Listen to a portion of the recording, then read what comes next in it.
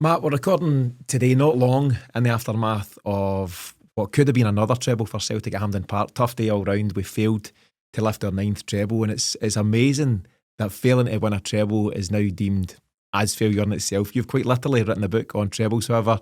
You wrote the book about the Invincible, Celtic's 2016-17 season under Brendan Rodgers. We're going to chat about that in general, that book, that story, that tale, and we'll do a wee bit of compare and contrast with the modern day Celtic under Brendan Rodgers 2.0 and how that all looks. But that day at Hampden, still smarting a wee bit, Matt? Oh, to say the least. I mean, it's probably ridiculous, Tino, even at my age. I mean, it hurts like hell. That's the only thing. You come away feeling so flat, so disappointed. I guess as much as anything for the guys that have put their heart and soul in a whole year. They sort of maybe run out of gas or a wee bit of luck right at the very end. So you're right, gutted. That week after cup final was a no-go area for Edinburgh. So Yeah. and I had a nice Celtic night at the weekend. Finally, we sort of start to lift the gloom and you start to look forward to next season. But yeah, spot on. No matter how old you get, how often you've seen it, it's a real sore one. Yeah. Yeah, I think for a lot of us in the back of that kind of result, you trudge out of Hampden, you don't walk out, you trudge out of Hampden, tripping over your bottom lip, and sometimes you just need a few days, or at least just a wee bit of time, just with nothing. Listen, the pre-season's long enough, but a wee break from all things Celtic isn't a bad thing just for a short time before you reset and do it all over again. I think it was yourself, Matt, I was talking to you about just how close this team, in 24-25 season came to replicating that. Tom Rogic, we all know the image of Tom Rogic and that famous goal he scored against Aberdeen in the 2017 Scottish Cup final. Yep. That's a 92nd minute winner by Tom Rogic to make it 2-1 Celtic on the day. Daizen Maeda was within inches of repeating that feat, and had he done so, it'd have been a very different conversation even now. But it just shows you those fine margins in football and the very fact that trebles just are not easy to win. No, you're spot on. I was at Hampden, and I'm a very superstitious guy to a ridiculous extent. But anyway, there's some bad vibes. One that I don't know if you're aware of, somebody put in social media maybe the week leading up to the game, and I wish I hadn't seen it. It was something like in 1990, Crystal Palace got to the FA Cup final. Ben and Eubank fought, so the dads obviously, and the same winner. I'm not a boxing man, but the same winner won this time. Crystal Palace got to the final, and Aberdeen beat Celtic in penalty kicks. And the minute I heard that, I'm like, oh, please no. And I'm a great believer in fate and all these things. So I was really, I'm nervous anyway at the games, and I'm nervous during the games. But this time was a strange one because leading up to it, I didn't like the thought, it'll be 4 or 5-0. You were hearing certain quarters, certainly not coming out to the stadium. But at the game, I remember, up to we lost the equaliser. I never ever, unusually for me, I never ever really felt under pressure. I never felt we were going to lose that game watching the match, if that makes sense. Then we lost the goal, and I guess I had a bad vibe after the goal. But you're right, where we were in the north stand, Daizen literally, he left his man for dead. I didn't actually see the pass on at the time, if I'm being honest. In highlights, you say there's an option to pass, but at the time I'm thinking it's 1-1. If he finishes it, no, they're not coming back. Not for me anyway. A big lad behind me, I won't mention him. Big lad behind me said, "That's your treble. That's your treble gone." And I hated him for saying it, but I suspected he was right. And even though the penalties were taken at our end, which is unusual, I still at that point I thought the chance. That's right. Sliding doors, isn't it? It's the difference between. I was at 1990 as well. It was the difference between losing a treble and I guess immortality and that real feel good buzz going into the summer, and that horrible feeling we've had for the last week or so. So yeah, it's a strange thing. I know we won the League Cup in penalties, so and that's a strange one. What one would you prefer to win or lose? I'll probably not answer that in there. Don't know if there is a right answer. No, that was gut wrenching, and it does show how difficult it is. Spot on, Tino. It does, and there is a lot of superstition for a lot of people. Celtic get criticised. Celtic obviously put out the big screens at Celtic Park at the top of the Celtic Way. How could they not, kind of thing? Because if they don't put them up, then they're criticised for not putting something on for fans. You kind of just have to do these things, and whether you need to kind of decorate the open top bus and all these, you just have to in the anticipation of doing it. It's not cockiness, it's not arrogance. I've seen people having a go at Celtic for jinxing it almost. It's preparation. You've got to do it. And do you know the thing is, they've done these things for most of our successes in recent years, and it's all gone as planned or as hoped. Nobody talks about it. This time around, people weren't expecting. They put a lot of work into that as well. So 100%. Really sorry for 100%. And then you talk about superstition. I don't know, I think I used to be more superstitious. I've kind of let go of it for a few different reasons, but there was a moment, I think, towards the end of the 90 minutes, and there was a guy sitting a few rows in front of us, and Aberdeen got a corner, and they threatened a wee bit with a couple of set pieces towards the end. Yeah. And this guy, he'd be ages with me, a bit older than me, I think. He couldn't watch. He turned around and he was just looking up towards the rest of the stand, facing completely away from the game. Oh. And in my own head, I got annoyed at him. I'm like, you need to play your part. We've all got a part to play here, and I can't be doing with your negative energy. Do you know that way? That's Absolutely. how I felt. Yeah, I hate and that. maybe the fella behind you, the same thing. That's the treble done. There was a whole 30 minutes after the 90. Yes. The penalties. Somebody debated me whether it's a lottery or not. I don't know. Penalties. You can't replicate those penalties in training. No. You can practice them. You can hit top corners in training. Yeah. Everything takes over. And when you see someone as experienced as Callum McGregor missing, then all bets are off. You see Roberto Baggio missing penalties in World Cups. Henrik Larsson has missed penalties. Good players miss penalties. Anyway, we'll get back to that team, Matt, and we'll compare and contrast at different times, as I say. But there's going to be a good focus today on the Invincibles, given the book. That was your very first book, Matt. It was. First of 5, I believe. First of 5 solos. I've done a collaboration as well with David Potter, God rest him, and young Liam Kelly. That was the second book. But I've done 5 solos. So I would never have believed that would have happened, but Invincible's very close to my heart because it was the first, and obviously it's a real feel good story with a magical ending. And as your first book, you can write, as a Celtic author, you can write on anything. There's 138 years of Celtic history now, give or take. Yeah. There's all the stories, all the individuals, all the emotion, everything around Celtic. What makes you write about that particular season? What steered you towards it? Yeah, that's a really difficult question to answer. So you're right. I'll never be able to write about all the things I want to write about. There just won't be enough time to do it justice. But yeah, I don't know. We'd actually started work. I remember fine off Celtic. I was talking about playing they're arranging to play in Lake Como in the summer, and I actually went away. So I was trying to get a bit of momentum with a couple of projects on the go.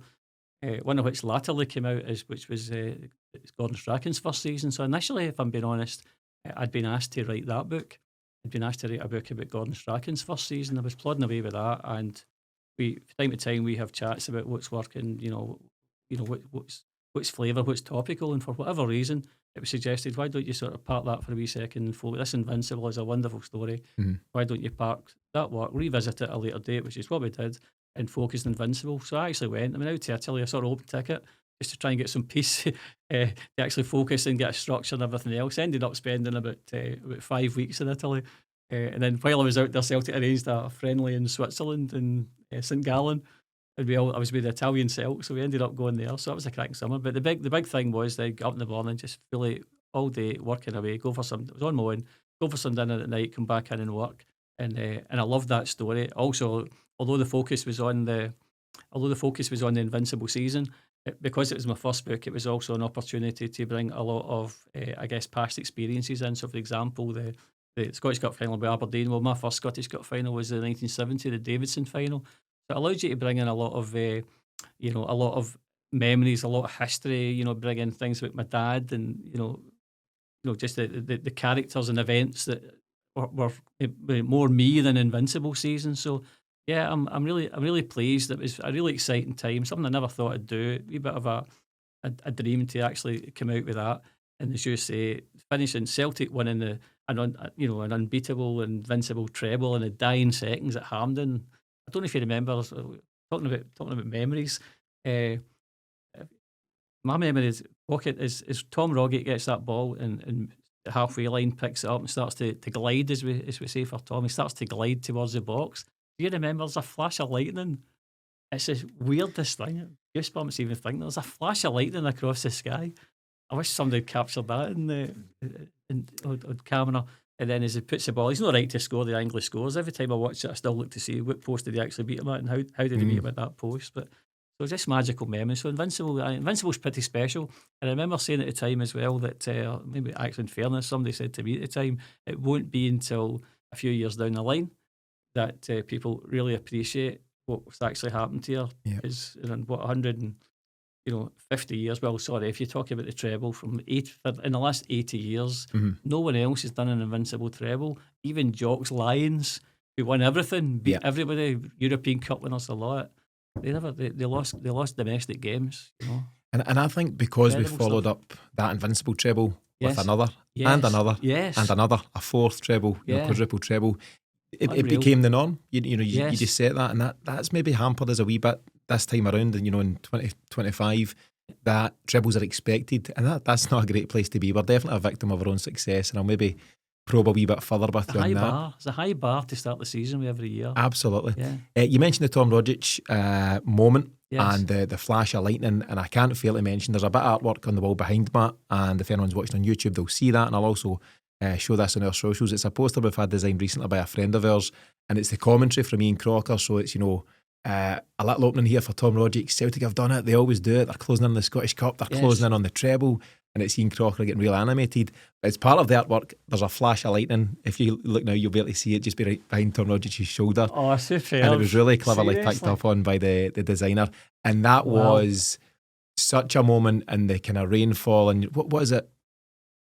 Pathetic fallacy, is that what they call it in that world? I need to check it. I always get it wrong. Prophetic. Anyway, big words there. But it was such a moment, and it definitely steers us back towards the whole thing about a fairy tale about Celtic. I think it's Billy McNeil's words. There's a fairy tale about this club, and there is no doubt that continues, right up to this modern era, Matt. It does, and then sometimes obviously the fairy tale doesn't quite come true, but it just makes it more.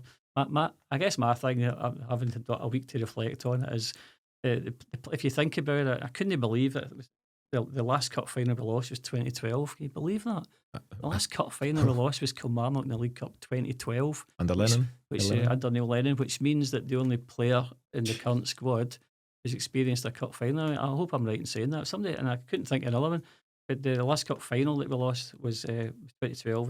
The big Belgian man that scored towards the end, Kelly, League Cup. I remember, the one thing I remember that day is the Kilmarnock lad lost his dad. Yeah, in the crowd. He lost his dad now. Absolute tragic. But so that means if that's true, that means that the only current member of the first team squad that's experienced a cup final defeat is James Forrest. Wow. That's absolutely remarkable. I know it's Callum's first defeat, so that immediately dates it. So pretty sure that's correct. So I'm hoping that the way, maybe the way so that will be a completely alien experience to the players coming back, Hampden, and they have the summer to think about it as well. These guys are hurting absolutely big time. So I'm hoping that maybe can you use that? Can you channel that as a lever that we ain't going to feel like that again? Yeah, we ain't going to feel like that again. We're never going to leave Hampden coming out of the park feeling like that's there, because it's a talented squad, honour after honour after honour, and that wasn't our day. But maybe let's make sure we don't have too many more of those days. Yeah, and I think you'd call it a bit of shock in Callum McGregor. He did not know how to handle that experience because he'd never dealt with it before. I think his record was something like 13 wins out of 13 cup finals at Hampden. I think there was 8 League Cup wins and 5 Scottish Cup wins, plus 4 Youth Cup wins as a kid at Celtic. He did not know how to lose at the National Stadium. And Brendan Rodgers was exactly the same. This is a whole new emotion for those two guys in particular, but also for the group as a whole. And I think you'll see a response. I think Callum McGregor, he's maybe only got a few years left at this level. I think you're going to see a massive response from him, and he will be the driving force behind Celtic next season. But as I say, we'll get to all of that. Let's take a wee look back, Matt, at the Invincible season. So Brendan Rodgers, he comes in, I think it was 20th of May 2016, to much fanfare. He'd been Liverpool manager for the previous 3 seasons. I remember my own thoughts being, how did we get this guy? Top level manager and all that kind of stuff.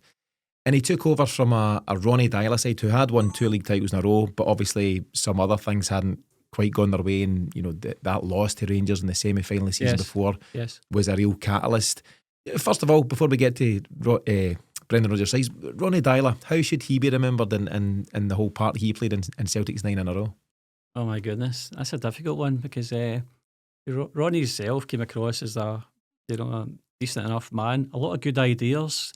A lot of ideas that, to be honest, are still around, but maybe people don't talk of them as being Ronnie's ideas and things like diet and whatever. But I think ultimately, as a Celtic supporter, it was a kind of flat period. You're right, we did win league titles. There wasn't the same edge, there wasn't the same challenge, and a thing that always strikes me is the empty stands. We go every week. That we've always went. But clearly, some folk decided that just for a couple of years that that wasn't going to be the thing. I remember we had the banners up in the Lisbon Lions stand. So yeah, and you're right. And maybe I hadn't really thought about this before, but maybe there's some similarity in the sense of a season that ended. Although we won the league, the season ended in disappointment at Hampden. It was a penalty kick shootout at our end. Hadn't hadn't really compared the two. Yeah. But that was a flat summer, and you're right. Brendan came in. I remember I was still working full time at the time, and I remember I don't know if I managed to leave a wee bit early and headed across to Parkhead. I mean, ridiculous at my age to say hello to a manager, but there was thousands there. And my kids were there, grandkids were there. It was unbelievable. I think it was about 13 or 14,000 in, so it was like superstar stuff. It was really showbiz is what I'm looking for, I guess, there. And I think, and you're right, he came back in, and I remember the big catalyst for me was that Brendan made two signings, particularly. I made a few signings, but two signings particular stood out for me. He got Moussa Dembele, who we'd been aware of. My son talked about him. You know, my son had talked about him as well. As I think he was at Fulham, and it was like a £500,000 deal. And this man was superstar in the real. So Moussa was huge, but the guy I felt that made the real difference was Scotty Sinclair. I signed him the day before the season opener at Tynecastle, and again you mentioned the fairy tale there, Tino. So a few minutes to go, the game's level. It's not a great start not to win your first game. Through at Tynecastle, difficult game. And then we come on. There's a great break. Lee Griffiths bullets down the left flank, sets up and right on cue. Scotty arrives to tap it in. That's the way to announce yourself as a Celtic player, isn't it? Last minute, and we never really look back for that. Mm-hmm. Never really look back for it. With a couple of sore nights in Europe, as you tend to get. We got Messi's Barcelona with players coming off a plane. I think the fullback Gamboa. Yeah, I think he literally came off a plane and had to start because, for whatever reason, what is. But if you focus on the domestic, and there was a couple of good performances in Mönchengladbach. I actually felt we should have beat Mönchengladbach that night. We missed, I think Callum missed a chance late on, which would have gave us the first one in Germany. Ironically, I was in Munich this year, and we were seconds away for that yet again. But domestically, it was relentless, and the team just clicked. A few new signings, new managers. So usually it would take time to gel, time to bed in. But we just seem to just keep winning. And winning's a habit. And I guess maybe one difference between this year and that year is even in that running, there were still targets. There were still targets in terms of points and goals. And I guess crucially, the unbeaten thing. So I don't know whether we could come on to talk about that later. But my recollection is that the team gelled from day one. That late goal for Scotty Sinclair kick-started us. We'd all bought into Brendan, and it just went from strength to strength. I mean, we're blowing everybody away that year. It was incredible stuff. Yeah, and that Scotty Sinclair winner at Tynecastle, that's 1-1 of what became a 47-game unbeaten domestic campaign. Wow. Just incredible stuff. Wow. So you mentioned, Matt, the various guys that came in. Moussa Dembele, absolutely a massive signing, 500k as you mentioned from Fulham. It was that whole cross-border compensation thing. And even just in kind of looking back, I didn't realise just how young he was at the time. 19-year-old Moussa Dembele, what an impact he had at Celtic. Yes. Scott Sinclair, absolutely, massive impact, particularly in his first two seasons, £3.5 million coming in from Villa. And Kolo Toure, who played a part, particularly in a nervy qualifier, I think, against Astana, to get us through. But by and large, Matt, it's Ronnie Dyler's team, but it's just Brendan Rodgers' magic that makes them the team that they became, isn't it? Yeah, well, obviously, Brendan's obviously got something. There's a lot of belief in, but these two guys did. They made a huge difference. For me, these are elite players. So these are players that came in right away into the first team and hit the ground running. Or ironically, a memory the first game we played against the Rangers that year was at Celtic Park. I remember, you might remember this. Lee Griffiths had started the season really well, and Moussa had scored a last-minute penalty against Astana, I think, at Celtic Park to win through. But other than that, that might be his first goal. But when Lee Griffiths was injured for the Rangers game, there was a feeling of what we're going to do for goals. And then Moussa comes in and blows him away. It's a hat-trick, and incredible stuff. So there's so many memories get gone the way through here. So Brendan blending together, different sort of formation, but that team for you was all about power. Nobody could live with them domestically. I mean, they were absolutely ruthless. Wonderful stuff. I've heard Martin O'Neill speaking often now about the 6-2 game being the game for him, the kind of the game or the moment that changed it for him. That Celtic get that belief from that result and that performance that day. Yeah. Do you think the same applies to the 5-1 game, the Moussa Dembele game as it was known? Perfect hat trick, wasn't it? Kind of just it was real class. It was. Was that a real game changer for Brendan Rodgers' Invincibles? Yeah, I think at that point, we thought this might be something special here. I mean, the whole day was great. I recall our seats are up in the Jock Stein. Remember coming in the corner. the sort of standing section, where the Green Brigade, whatever, they were all, it was a sort of tricolour in the corner, very, very effective. I'm guessing it was just guys wearing T-shirts or whatever, but really effective. So anytime you see the highlights of that game, it's it's right in the corner. Celtic Park just looked fantastic. As I say, the players get tore in for the word go. Nobody'd seen this. First time I'd seen a hat trick, against any side for Ibrox, if you like, and it was really pretty special. It was a launch pad, big time. Yeah, one of your other subjects is Harry Hood. Did Harry Hood get a hat trick against Rangers? He did, aye. And Harry was robbed the fourth. We were talking about this the other day. Yeah. Harry scored the hat trick. It was a school night for me. This was December 73. So sadly for me, I missed the semi. I remember seeing the highlights at home that night, and I've never seen them since. I've been desperately trying to find the highlights without fail. But Harry scored 3 and was robbed of a 4th goal. Had he scored the 4th, he'd be the only Celtic player ever to do that. Never happened. Never happened. Aye. So far. So far, I like that. Big day for Moussa Dembele. Bad day for Joey Barton. Oh yeah, well that's right. Well, Joey had played. I never really have a go at people, but whatever. But Joey had plenty to say for himself, and that's always a sort of dangerous thing. Celtic tended to keep their own counsel, but I think Scott Brown that day there was only one. There was no midfield player other than the Celtic midfield player that was dominating things. So yeah, I'm sure Joey had some food for thought that night, but that's between him and his God. You mentioned Scott Brown. He's on the screen just now with Brendan Rodgers. Yes. You can't mention that Invincible side without Scott Brown in terms of being the real genuine driving force. Of course, there's a young Callum McGregor as part of that side. James Forrest that you mentioned is obviously around as well. Kieran Tierney, the returning Kieran Tierney, is there. Quick question for you at this stage: what players? Maybe there's a lot of them. Maybe not so much. What players from that side get into the current Celtic side off the top of your head? All right. Well, maybe better to think about it as joining that squad rather than replacing any of my current colleagues. That's too easy. Thanks for that question. I work beside these guys. But who would supplement? Who do I first think of? Kieran Tierney, clearly.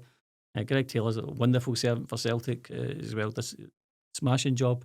But I loved Kieran Tierney. I thought he was another exceptional player. Proved it with the size of the transfer fee. Kieran Tierney, another elite player, elite athlete. I can't wait. I think I wrote in Invincible at the time that I seen Kieran as the next captain of Celtic. And now who knows, that might well happen. I hadn't foreseen at that time, if I'm being brutally honest. I hadn't seen that Callum would be the captain of Celtic before Kieran Tierney. So it's funny how things work. I think he's been a tremendous captain for Celtic. He is a tremendous captain for Celtic. Kieran's 27. Yeah, so maybe 3 or 4 years younger than Calmac. So maybe my prediction from 2020 might yet come through. But Kieran Tierney certainly. Moussa, wonderful player. Another player we maybe missed this year big time was Kyogo when he left. I'm a huge fan of Kyogo. I thought he gave us something different. So Moussa, Paddy Roberts. Yeah. Paddy Roberts was another tremendous player. Does he get in ahead of an informed Nicholas Kuhn or Dyson Maeda? Oh, well, let's just say they're all available for selection. When Dyson's something else, Dyson is different. They're all different types of players. But I thought Paddy Roberts, had he had talent to burn, didn't he? He came up from Manchester City, maybe a bit to prove. And then I thought some of the school. Remember Paddy at Tynecastle? I think it was, picked one out with his left. Yeah. Just cupped in. Looked like 5-a-sides. Just culls it in the top corner. I was really disappointed that Paddy didn't come out. I think his career could have been a few more medals for Paddy down the line had he stayed there. But you don't know the circumstances. No, and he's doing okay. I think he just won promotion with Sunderland and all that stuff. Delighted to see that. Yeah. What could have been? Even just to read out what was a typical Celtic lineup for that time. The lineup in the final against Aberdeen, the Tom Rodgers final. Yeah. Craig Gordon in goals, and he's not everyone's favourite now. I think it's okay to say that, but he played a massive part in that side. He done a great job. And we speak about iconic images with Tom Rodgers and the shirt pulling moment. Craig Gordon on his knees at that moment as well. Iconic. Craig Gordon back four typically. Mika Lustig, Dedrick Boyata, Josef Simunovic, easy for me to say, Kieran Tierney. And as opposed to the 4-3-3 that Brendan now plays, it was a 4-2-3-1, I think was his preferred formation. The two being Bruni and Calmac sitting together. Then ahead of them there'd be a 3 typically, a Paddy Roberts out wide, a Scott Sinclair out wide, and somebody like Stuart Armstrong. Talented guy as well, often overlooked, but a talented guy. And then either Moussa Dembele or Ali Griffiths, probably at the peak of his powers as well up front. It was a phenomenal side. The debate would rage on as to who would play and who wouldn't, but that's a phenomenal lineup, wasn't it? On their day, they were a great side. You know what? When you run through that team as well, you're struggling to pick a weakness. I love Big Lustig. I do. I always felt he maybe left a year too early, and maybe divides opinion. You talk about guys who get Celtic, and I thought Lustig, just he had everything, didn't he? He had multiple. He'd been invincible with. That's another. He'd been invincible with Rosenborg. Okay. And Simunovic had done it with Dinamo Zagreb. So I vaguely remember that. There was people. There was guys who were just born winners here. Other guys coming in and winning their first trophies, taking their first steps. But Lustig and Kieran Tierney as fullbacks. You know, I mean, you're struggling. You're struggling to beat that anywhere. Yes, some wonderful players. And of course, Scotty Sinclair, going wide. We talk about a catalyst. Mental strength and character and the personality required to play at Celtic. Yeah. You mentioned a guy like Lustig. He absolutely had it. You know, he was a good player. He was a good athlete. But he had the personality and the temperament required to succeed in Glasgow. He had the confidence and also that humour. The one with the police that as well. The game we might move on to as well. So Lustig, tremendous athlete as well, and a born winner. The other thing I think about that team is they seem to really knit in very, very well off the park as well. And I think it was similar. I mean, nobody likes comparing the Lions, but the Lions will always be the benchmark. And when you go back to talk about great Celtic sides, I always think you can see similarities, even though it's so many years ago. Because the Lions, remember the Lions went to they toured the USA, Bermuda, and USA in the summer of '66. So the end of Jock Stein's first season had come back. In '65 we'd finished 8th in the league. Jock had come in at the tail end. Jimmy McGrory, in credit to Jimmy, got us to the semi-final of the Cup, and then Jock got us over the line. David Potter wrote a book, The Celtic Rising, talking about that season. So that Jock Stein coming in, first full season, wins the league, and guess it, Celtic win the league. So what did we do? We win it in the last minute, in the last game of the season. Bobby Lennox scores, beats Big Peter McCloy at Firth Park. And then they go on, what in some cases might have been, we've got another several weeks to go on holiday after a long season. But all the Lions, one by one, talked about how they bonded over that time. And then I think that, the Lions, sadly, so few of them left now. These guys are still pals all these years down the line. So I've seen a lot of similarities. The Invincible, anytime you've seen the Invincible teams out, socially or whatever, they just seem to be having a good time, enjoying playing for Celtic. I just think sometimes everything, just all the stars align and everything clicks. And I think that particular season, Brendan had arrived. We're on a wee bit of a downer, having lost the semi-final in penalties. We got that late goal at Tynecastle. We got that big win, really decisive win against Rangers, who would always be perceived as your biggest challengers, given their budgets, etc. And I think for then, Celtic were a machine. They just steamrolled everyone right up to that sort of fairy tale ending. So you're bringing back some brilliant memories here, Tino. Yeah, I'm going to bring back a not so good memory. Just to set you back, because it all started with a loss. Celtic travelled to Gibraltar, roundly expected to just take care of business against Lincoln Red Imps. Brendan Rodgers' first game, all the fanfare, people like yourself and thousands of others at Celtic Park to welcome him in May 2016. First competitive game, we lose 1-0. I think it was a policeman that scored. The guy himself had a real job, if you like, as well as a footballer. And Celtic lose 1-0, and the mocking starts in earnest. There's your big new manager, and what's it going to become? It obviously became something really special, but did you have doubts? Can you cast your mind back to that game itself? Did you have doubts that this wasn't going to work out? Well, I have to say, thanks very much for just absolutely killing the mood. That's what I'm here for. I'd put that in the lockbox. I'd genuinely forgotten about that match. Believe it or not, my kids were there. They were on holiday, and they were witnesses to this. I was on the TV, and you're right. There was a lot of players weren't there or turned up, but it was awful. Played in the park, and you did think after all the funfair, after all the fanfare, where is this going? So yeah, and we sort of came through against Astana. As I say, Moussa's penalty late on, I think so. Yep. So you're right, we didn't, from a European perspective, and these games are played, as you know, before the domestic season started, before some of the signings were in. So yeah, the qualifiers weren't, they were far from the highlight of the season, so some seeds of doubt. But I'd successfully managed to part that completely out of my mind. So thanks very much. I'll be thinking about it all the way home now. That's what I'm here for, Matt. That game played on the 12th of July, no less, so less said about that, the better. It's similar though in ways to Gordon Strachan, hugely successful Celtic manager. You wrote the book on Gordon Strachan's magic stand in the King of Japan, his first season at the helm. Again, it starts with defeat, 5-0. Meet Bratislava. but it all came good thereafter. Great point. Matt, any highlights in that early stage of the Brendan Rodgers reign? We've spoken about the Scottish Sinclair winner at Tynecastle, really, set the heather alight. The 5-1 win over Rangers, Moussa, Dembele inspired.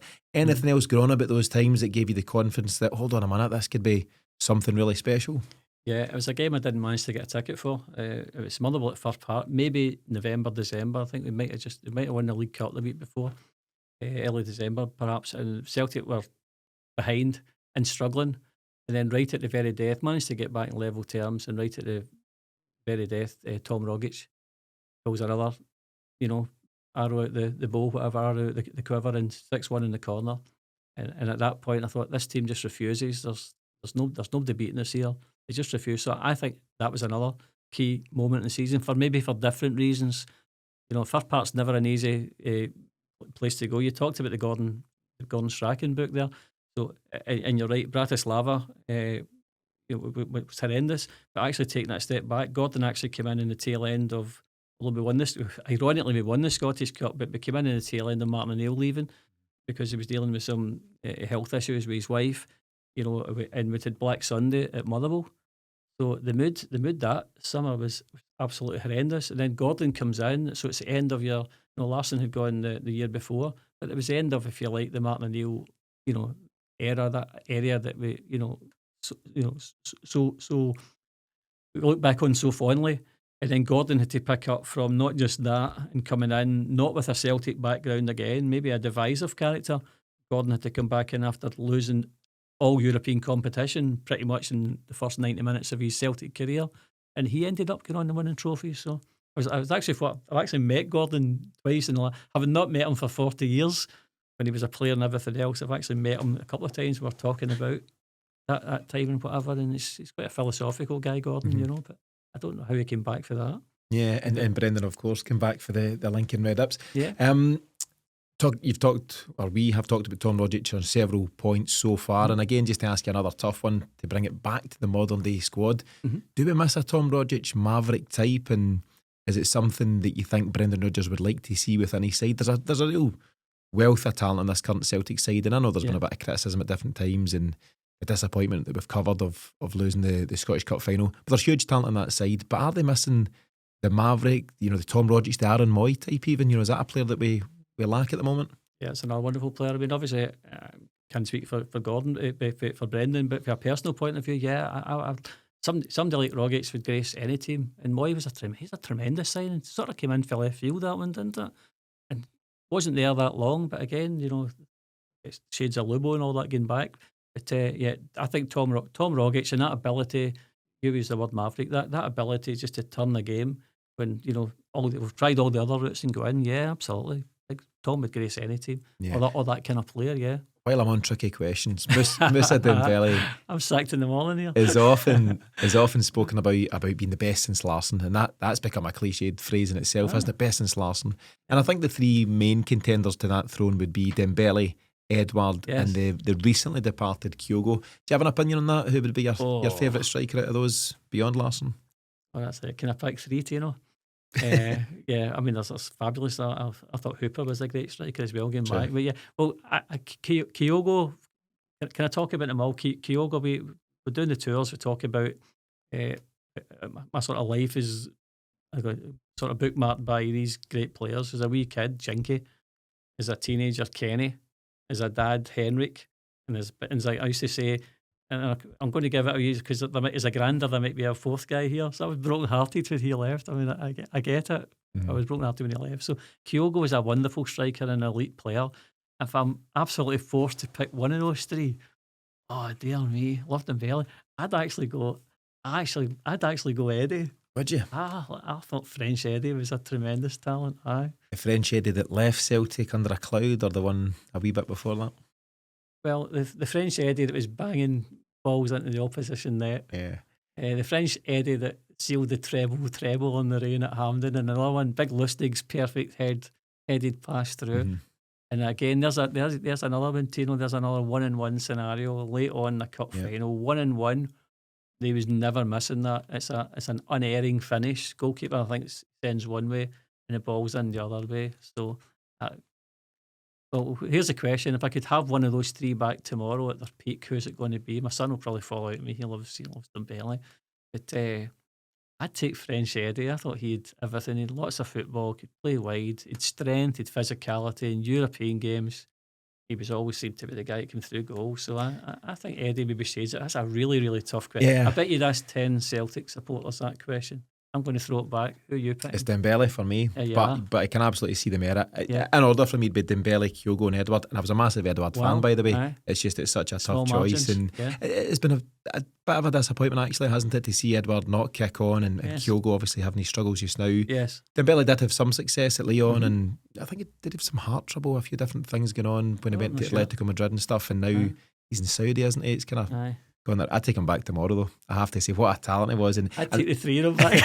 And because Dembele exploded on the scene, he took a wee well. I think you mentioned Astana. Yes, penalty was his first goal. Yes. Once he got going, he never looked back. I thought he was a phenomenal Celtic striker. Three outstanding. We've been blessed with some of these guys, Tino. 100%. And I've not even brought Hooper. Myth from our show is a massive Hooper fan, and many others are. And there's a few. Lee Griffiths at the peak of his powers under Dyla, 40 goal seasons, things like that. Mentioned various players that have played a key part or did play a key part in that season, Matt. There's guys that exited at that time as well that Brendan Rodgers had to manage. Chris Commons kind of just fizzled out, didn't he? He went on loan to Hibs and he just kind of gave up the ghost on football. It was a strange end to what had been up until that point a successful Celtic career.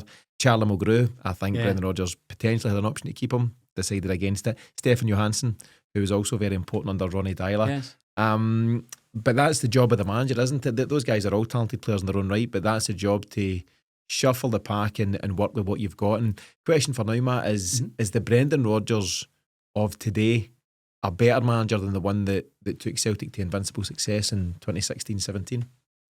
Better manager, maybe a more experienced manager, I guess. He's had that spell at Celtic, trophy-laden success. Then he went down, to success at Leicester as well. I mean, FA Cup, top 5-6 finishes as well. So maybe, I don't know, maybe a more... I guess in any walk of life experience, maybe a more rounded manager, whatever, knows what works and don't know. It's hard to say better. I mean, Brendan Rodgers won 7 out of 7 trophies when he came down, so you're talking about pretty much beating perfection domestically. Where you might see a difference, again, it's not really for me to talk about the manager as such, but what I did, one of the things we did see last year, I felt was an improvement in the performances in Europe. I was probably the first time I was lucky enough to see every game live, right through, home and away, whatever. And I did think, for most of that part, it was so night in Dortmund. Again, you're going to get one. You've seen the European Cup final the weekend there. Team can lose 5 goals. It felt that night that everything they had finished in the back of the net. But then with Atalanta, where they defended for their lives, and I genuinely think we acquitted ourselves well. So I don't know.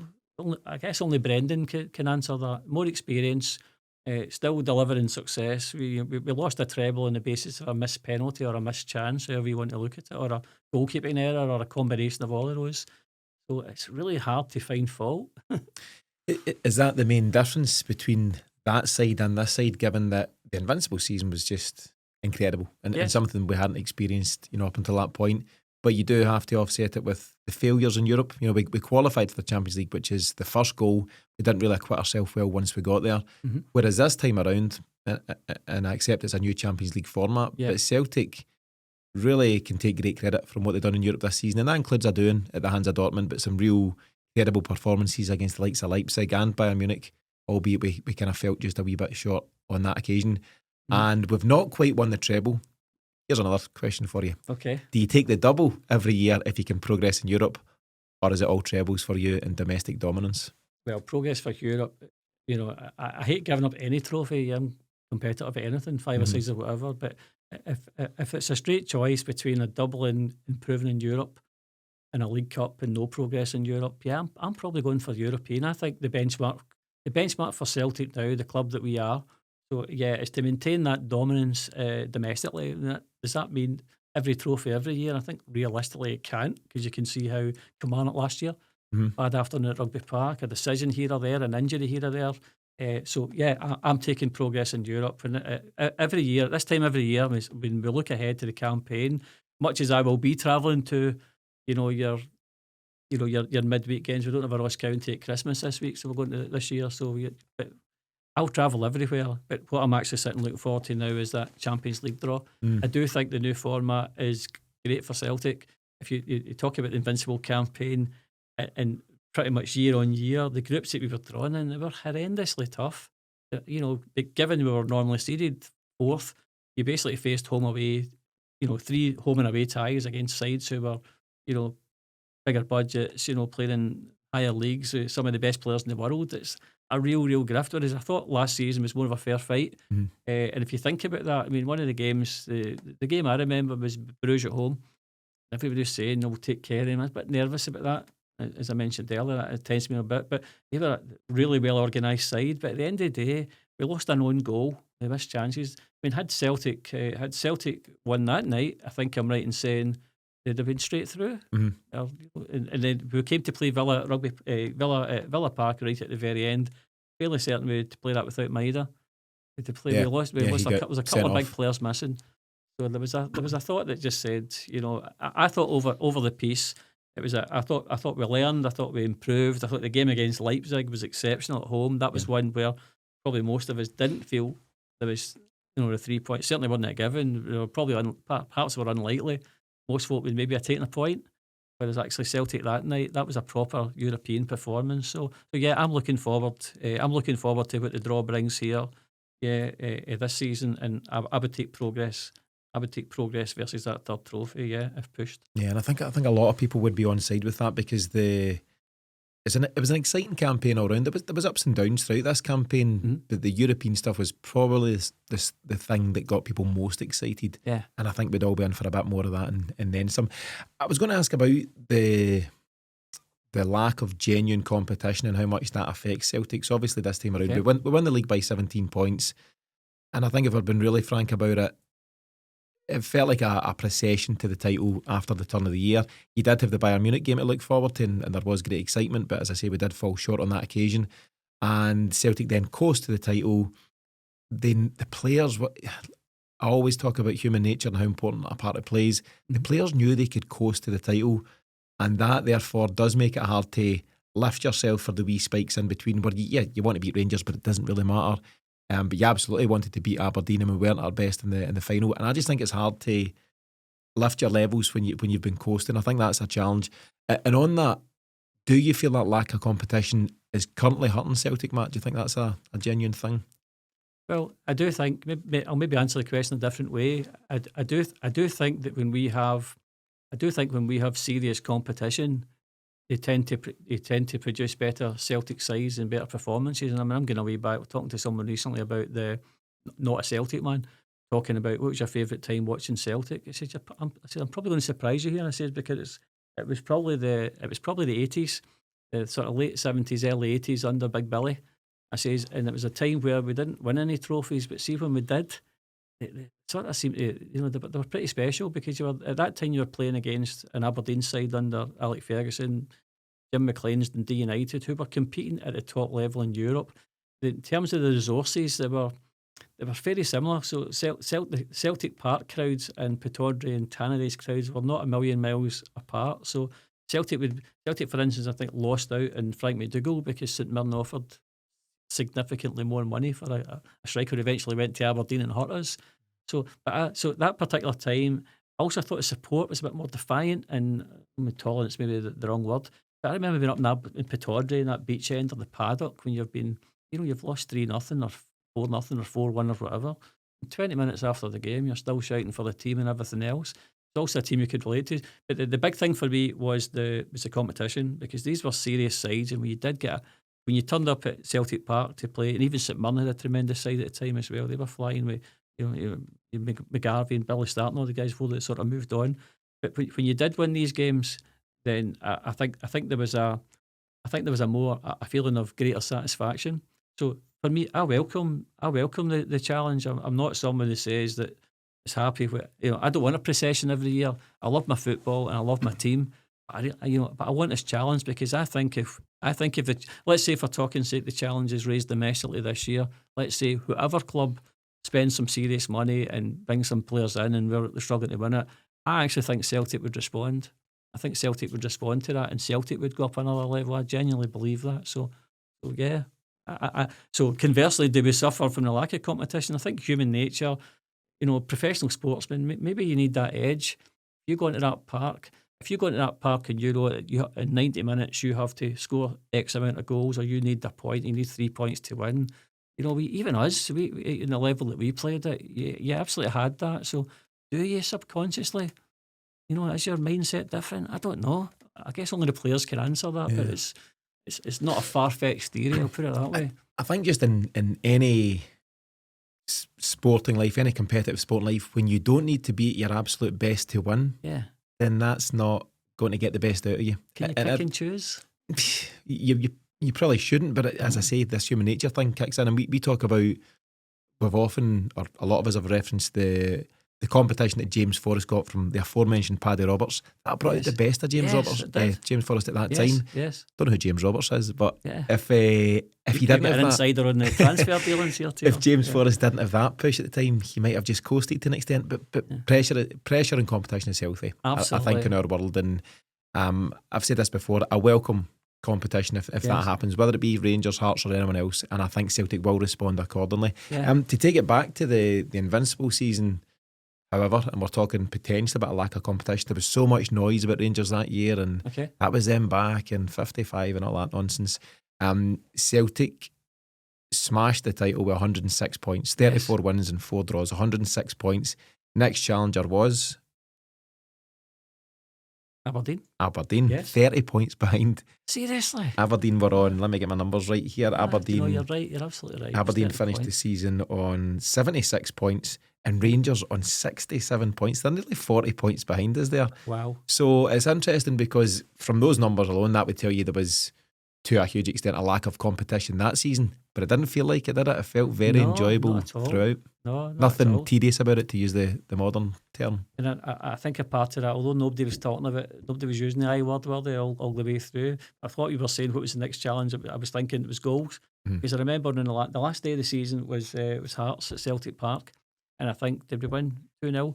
And we ended up anyway with 106 points and 106 goals. So people, every week when there was a game, it was a case of, we don't want to lose. So one of the things that I think a big factor here might have been, see when we lost, I think the first game we lost was at Ibrox this year, which was a really disappointing game, a really unusual Celtic performance. My first thought was some of the players haven't been well here or whatever, but if they had, that never came out. But I also thought that once you lost that first game, so then because people were starting to talk about a second division, I was getting wound up saying there's a second book coming here, and I thought, I don't know if that's a good thing or a bad thing, but if it takes us to an Invincible treble, then absolutely, I'll commit to it. But I felt that once we lost the first domestic game, then I thought that's one of your targets going. Whereas if you think about it, right in that particular season, right up to the last game, Hearts at Celtic Park, there's a danger you're going to lose your record. You still have the Scottish Cup final, which was in the balance even beyond the 90 minutes. So I think when you look back at the Invincible treble, the league, you could say it was one at a canter. Certainly, we were very comfortable eventually. They had to fight bloody hard to get that lead, and the cup ties were always on a knife edge. That's my memory. I think we win the League Cup semi-final. I think we beat Rangers was it the treble dummy? We threw somebody's legs. Dembele, then Moussa does a wee flick that goes through two of their legs, and I'm fairly certain that was the last minute as well. The goal in Motherwell was the last minute. There was all the way through it. There was these, I guess, magical moments where even if it wasn't 30 dreamlike performances. Some of them were slogs, but they always found a way to win. A Scotty Sinclair would cut in at whatever, or somebody would come into the team and do a wee bit of magic. So it didn't feel like we cruised to any of them. But I guess the stats don't lie when you look at the league table. Yeah, and I don't think any league success ever for Celtic or anybody is 38 wonderful performances. No. It's just not how leagues are won. No. You need the turgid 1-0 away from home November results and all those kind of things. But it's important to look at things as a whole and see as a collective what a team achieved over the season. And it should absolutely be the case for the season past. Celtic won the double, some massive performances in Europe, some really entertaining stuff domestically as well. Yes. And that's how it should be remembered, not for the fact that we didn't quite go over the line for a treble. Yep. But on that note, Matt, you said earlier in the piece when talking about the Invincible season, maybe this is something that would only be fully appreciated in the goodness of time. So we're now, what are we, 8 years down the track. Yes. How do you feel it, it is reflected on, or even is it still a wee bit the norm to do trebles? Is this something that maybe it'll take another 5, 10, 15 years to be fully appreciated? I think possibly the latter. I do think more folk now are talking about the Invincible treble. More folk are talking about it now as a bigger achievement than perhaps even then. And a thing that was maybe lost in me to you highlighted, it wasn't just the Invincible treble. They just won treble after treble. So there wasn't that there was a period where you had 2 seasons of, if you're going away back, you're a season of nothing, or you'd won a League Cup or whatever. It was relentless, the trophy. So there is a certain expectation comes with that. And maybe that brings its own pressure as well. So it took the season, here's my take on it. It took the season we didn't win anything, that horrific COVID season. It took that to reset. So I mean that, a season where Celtic don't win any trophies, that's difficult, highly unusual, but that's difficult. And we did reset. Ange came in then, didn't he? And I guess you remember the summer we got back in, it was still, whatever it was, 10, 15,000 grounds, thinking, what's this going to be like? And then that wee man you mentioned earlier, Kyogo, came in and lit the place up, didn't he? Yeah. Was it against Dundee? I think he was watching in the pay-per-view thing on the telly, and like, who is this guy? He came in, he's floating in. This man looks like a Celtic striker. Yeah. So we did, but it took, I think the appreciation for the Ange season was heightened because of the season that it went before and the horrors that accompanied that. And part of that was that nobody really knew how to deal with that because it had been, treble. The manager changed. Some of the players would come in and go, but treble. And credit that's never happened anywhere in history. There was a tweet doing the rounds, even out with the quadruple treble. It was something like Celtic's last, I don't know, dozen years, and it was double, treble, yes. break, treble, double. It was sounds ridiculous. Like being at a night out with you, Tino. Yeah, something like that. But you do need to face those adversities, don't you, Matt? Like whether it was the COVID season to then respond under Ange. Yes. Whatever different, even like losing the cup final just there. Yes. I think you're going to see a serious response. Yes. And that again, this isn't just unique to Celtic. This is competitive sport. But Celtic in modern history have shown that they can respond and do respond, and that's something I'm really excited about. But we've spoken in detail about the Invincibles, and I know there's a lot of pride in that being your first book and everything that went with that. We've touched though on the fact that there are a number of books now that you've brought out, including Gordon Strachan's first season, Harry Hood that we've touched on. In your more recent book, which I know resonates with a lot of people from a certain generation, it's all about Celtic in the 30s and that, what was it you called it, a decade of success, but also tragedy and everything else. Triumph and tragedy. And I know that a huge inspiration has been Pat Wood's, Pat that we both know, and we both know relatively well, yourself more than me, and best wishes to Pat just now. He's been such an inspiration to you, Matt, through all your writing. Yeah, I mean, Pat's a quite wonderful man, a unique character. So you're right, over the last few years, keeps sending me these stuff, or he'll send me an email, or we'll have a chat about, did you know this, did you know that? An absolute mine of information, and very, very generous in sharing it. So my usual response to Pat is, I can't keep up with the stuff he's sending me faster than I can sort of do it justice. But yeah, wonderful guy. Pat, for in terms of the 30s books, it was really nice. Pat's giving it away, folk that are about to read it perhaps. Pat's dad and his granda both feature it. His dad more as a supporter, but his granda actually witnessed one of the most incredible events in Celtic's history. I'm just going to leave it at that. I had no idea. So and he told me the story, and he brought in the stuff. I'm like, seriously? And he brought in this story. So one of the great things, eventually, it's similar to Invincible, where you bring in some of your own experiences, because my experiences will be yours, and it'll be so and so's, because we all share this sort of common love, don't we, and common bond.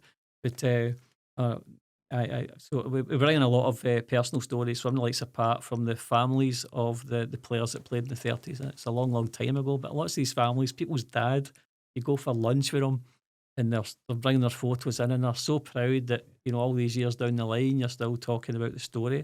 The 30s, and I think you could probably make a case for triumph and tragedy in just about any decade with Celtic, but that 30s one particularly, and maybe you think about two characters, the two players that are featured on the covers. It's John Thompson. So John Thompson had a lot of success in his short time at Celtic, but ultimately will be remembered for tragedy, which I get. But Jimmy McGrory said that Jimmy McGrory lived to he was 78, and Jimmy reckoned that John Thompson was the best goalkeeper he ever seen, and would have been the greatest ever not just at Celtic. Now think about that. He's McGrory who beat them for fun. Yeah. Saying about this young man who was dead, at 22 years of age, would have beat any other goalkeeper that Jimmy either played against or managed against or whatever. That's that's how good John Thompson is. And I guess the romantic tragedy, if I've just made up a phrase perhaps there, that John dies at 22 and he dies saving his goal at Ibrox. If you're writing Celtic fiction, then you're going to be laughed at for writing that kind of thing. So I guess the tragedy in the sense of John and one or two, Peter Scarf, Bertie Thompson, just wonderful Celtic players who died long before their time. And then you've got McGrory breaking, and I love what you've done in here in the room here. You pointed out the Tom Rogic. I'm looking at one of my heroes, McGrory, in this fabulous graphic, so kudos to whoever done that. But Jimmy breaking world records as a human torpedo. Again, so you talk about competition against a very, very strong Rangers side, a tremendous Motherwell side, who year in, year out were a fraction away, but one year did become the champions. Aberdeen, Hearts, Dundee all had fortresses of stadiums, so you weren't winning 34 games out of 38 then. You were losing every second or third week, and it was really tight. But if you look at the teams there, these Celtic players and those Celtic teams would compare with any in history. Sometimes it's not all about the number of medals. You have to look a wee bit deeper than that. So yeah, the 30s book was one that was a project probably close to my heart, and I talked to Pat and all through it. So Pat was one of 3 guys who proofread for me, 2 of my 2 guide colleagues, Manus and Martin, and Pat. Because they would come back and say, yeah, I like that, or yeah, that worked really well. Have you considered trying this kind of thing? As I say, Pat would come up, well, I've got a wee story about that. But he'd throw it in as if it was nothing, and then he'd tell you this, blow you away, and think, Pat, that's got to be in there. Yeah. I'm going to have to revisit that chapter now and put that in. So yeah, Pat, he's struggling a wee bit at the moment. He's been hospitalised for a couple of months. So coming to see him, he's got some great pals who are pretty much up there day in, day out to keep him along. And when you go in and see Pat, and he's maybe not having a good morning, you start talking about Celtic, or you mention Charlie Tully or any one of 100 players of Lisbon, and Pat comes to life and he's Pat again. Yeah, which is really good. The insights from Pat, I know Pat's a huge inspiration. Inspiration to many. He's such a highly revered Celtic author, and I know others like David Potter as well have been hugely influential in your writing, Matt. The one thing I laugh with about Pat is one of what must be very few individuals to have attended all 3 European finals that Celtic have made. Aye. He was there in Lisbon as we won. He was there in Milan in 1970 when we get beat 2-1 by Feyenoord, and he was there in Seville in 2003. And I've got to say, he's a bit of a jinx. 1 out of 3 is not a great record. You can tell him. I'm not so he's got to pick up his record. But no, best wishes to Pat. Hope he's doing well at the moment. Matt, we've had a good chat here about the Invincible book and various others. The books, there's a bit of a promo on the books at this moment in time, I believe. Yeah, well, literally, we're going to kick off today, actually. We're kicking off a Father's Day promo just to try and do it. So what we're going to do is we're bringing the books down from 20 to 15, which means that you add your postage in the sort of Scotland, England, the 6 counties, then you'll get basically get a Father's Day gift for £20. If it's one of my books, we'll sign them. And if you're buying a second book, then we'll include you're obviously only paying single postage. So just we every year we try and do something at Father's Day in the summer just to a wee bit of lift something back. So Christmas and Father's Day tends to be your deal. Perfect. You're too big sales ops. So I'm not a salesman, as you probably gathered. So if you're interested in Matt's stories, and you should be, they're absolutely incredible. CelticStarBooks.com. CelticStarBooks.com. So head there, and we'll link to that in the show notes. /shop. I'll get told off, I don't mention. No worries. So, shop. as I say, we'll link to that. Matt, final reflections though. We've spoken in depth about Celtic's Invincible team under Brendan Rodgers of 2016-17. Your final thoughts on that Celtic side in history? Oh my goodness. I tell you what, I tend to think, we've all got our favourites, have we? And I tend to think of, automatically Moussa and Scotty Sinclair. But when you went through that team there, every one of them's got a story, isn't it? If some left Celtic and didn't quite, you talk about Paddy Roberts, who's now literally just come back from promotion. Kieran Tierney is coming back. I love that. Really looking forward to that. Yep. Callum and Jamesy, who've then went through the quadruple treble and whatever, and they're the thread that carries it going. Bruni, who's now cutting a new career in management. We got unlucky not to come up this year. So it was a team. Think about it. It's a team full of characters. You've got an elite manager coming in. We're coming off the back, but as at night is darkest, we're coming off the back of a defeat. All the ingredients were there for Celtic to go, but I don't think anybody in the wildest dreams when you mentioned it, thanks again for that, you mentioned Gibraltar. I don't think anybody watching that match in Gibraltar could have foreseen that we'd be looking at images like this. We'd won our 100th trophy that year, didn't we? The League Cup. It was just We also lost people, didn't we? We lost Tommy Gemmo, we lost the Lisbon Lion, and there was this, remember that fantastic stadium tifo for the basically 50 years after the Lions won. They're watching this next group heading towards, if not immortality, certainly, legendary status. All the ingredients were there for a perfect Celtic story, and I feel quite privileged that I was able to write it. So yeah, wonderful memories, but time to make some more. Absolutely. Spot on, Matt. Great way to finish it all off. And as you say, as we quoted earlier on, Billy McNeil says there's a fairy tale about this club, plenty of fairy tales still to come. Yes. Matt, always a real pleasure to have you here in the Celtic Exchange. Thanks for joining us. Best of luck with the book promo, best luck with everything. We'll see you again really soon. Thanks a million, Tino. Thoroughly enjoyed it.